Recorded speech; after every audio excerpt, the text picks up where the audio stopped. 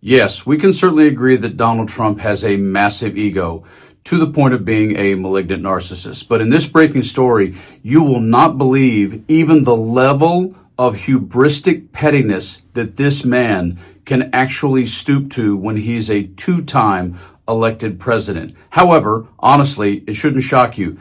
And this is why. I'm going to show you that story in a few seconds, but do you remember this little moment of the golden statue from CPAC? This one, you see the scratch stuff?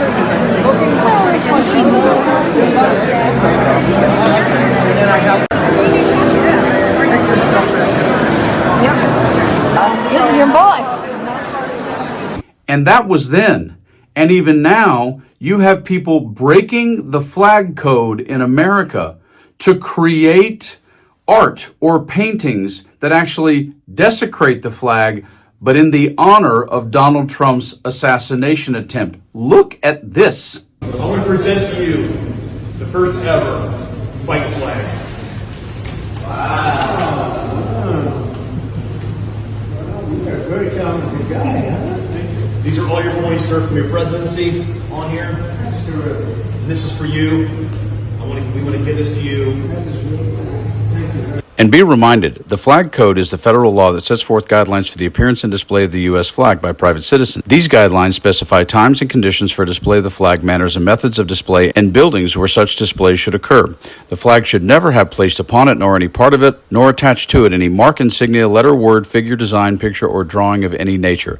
The flag should never be carried flat or horizontally, much less crumpled up. And the flag should never be used for advertising purposes in any matter whatsoever, nor should you let the flag touch anything beneath it, is in code and law. And so if you wonder where Trump's ego comes from in his later years, whether it's The Apprentice or the fact his daddy gave him $1 million when he was 10 years old, it doesn't really matter. The truth is he simply cannot stand anybody getting more attention than him. And in this breaking story, which I'm going to show you in just a few seconds, look at what he just did in the White House. So the White House today hung that painting of President Trump depicting that moment after his assassination attempt against him last summer. Now, they bumped, though, the official portrait of one of his predecessors, Barack Obama. Now, by tradition, the Associated Press says, portraits of the two most recent former presidents go on display in the foyer. And Trump is in the unique position of also being a former president. Now, from what I understand, this is a depiction of the photo. It's not the photo itself. It's the depiction of the photo in painting form. That is now hanging in the grand foyer of the White House. And while it may seem this doesn't permeate amongst voters, oh, it certainly does. Because this is the reaction of voters who saw this, and also a little something of a reminder from former President Obama himself on what if. Here is the story. Breaking news. Donald Trump has just replaced President Obama's official presidential portrait in the White House with a painting of himself because he's a petulant child.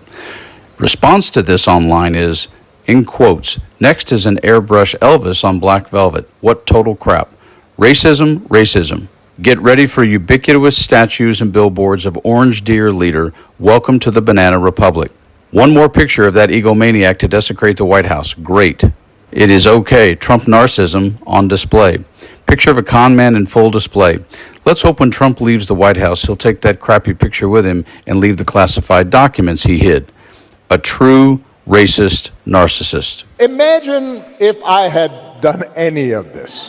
Let me I just want to be clear about this. Imagine if I had pulled Fox News' credentials from the White House press corps. You're laughing, but no, this is what's happening. It's unimaginable that the same parties that are silent now would have tolerated behavior like that from me. Or a whole bunch of my predecessors. I say this not on a partisan basis. This has to do with something more precious, which is, who are we as a country and what values do we stand for? This is why the Democratic Party and even the independents who chose to vote for Trump but really shouldn't, and what we need done for the midterms, have to toughen up. You have to start actually fighting on the same level that the GOP does, because the GOP is a party who gave Obama crap for wearing a beige suit. A beige suit. And yet Donald Trump has just been giving, I don't know, a get out of jail free card, literally and metaphorically, by millions and millions of people who don't even necessarily identify as anything other than an independent. It is staggering to me. Don't ever forget, Obama won 2008 by 10 million and 2012 by 5 million. Donald Trump and all the GOP talk about the electoral landslide that he got and sweeping all of the swing states. But the truth of the matter is, he only won the popular vote by a couple of 3 million votes across this country. Not much. He does not have an actual citizen mandate, but he will continue to denigrate, desecrate, and literally dismiss and remove anything that stands in the way of him always being the first thing discussed and always being the belief that he's the only one and also the chosen one. You guys stay frosty.